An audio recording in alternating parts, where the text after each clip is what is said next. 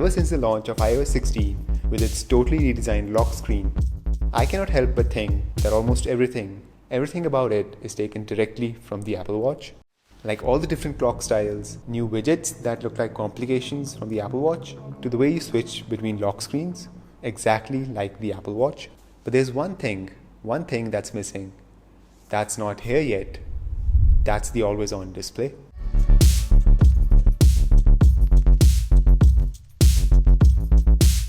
Alright, so how it works on the Apple Watch is by first turning down the brightness, but also dropping the refresh rate down to 1 Hz, which is like once every second. So the display now consumes significantly less power than before.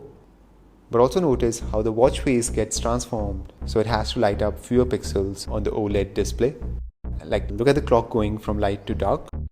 Yeah, that's how it works on the Apple Watch. But coming back to the iPhone, so what you need for an always-on display is an OLED screen that can lower its refresh rate to 1 Hz. And currently, no iPhone does that. So what's likely is that this always-on feature won't be coming on any older iPhone. And there's even a possibility that it might be limited to the 14 Pro.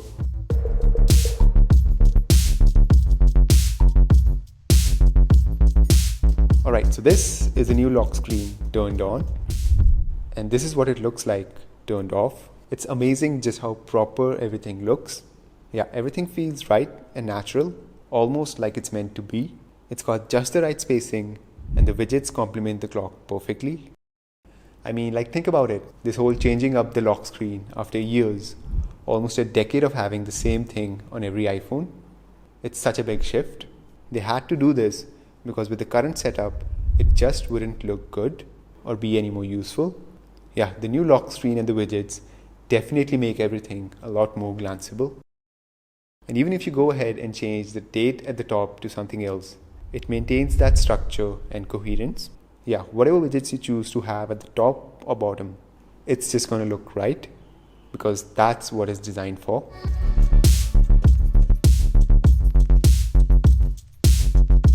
Okay, so one of the main reasons for having an always-on display is being able to see your notifications at a glance.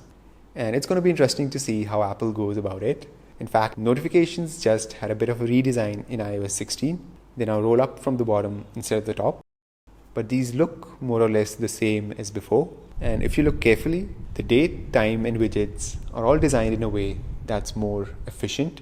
Like this line art style limits the amount of pixels that need to be lit up.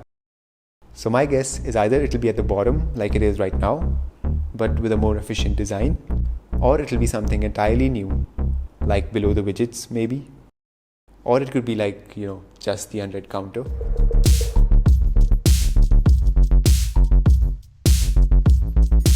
Okay, when Apple Watch transitioned to an always-on display, it had new sensors, drivers, and circuits for the display that all claimed to use significantly less power than before. And even with the refresh rate of 1 Hz, it did still have an impact on battery life, but it was not much, something like 6%, if even that.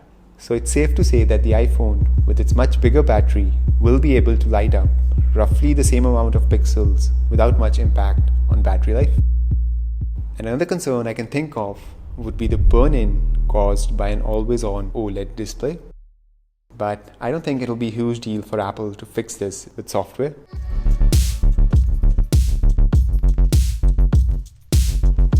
So you can already customize the clock and the widgets on the lock screen with different styles and colors.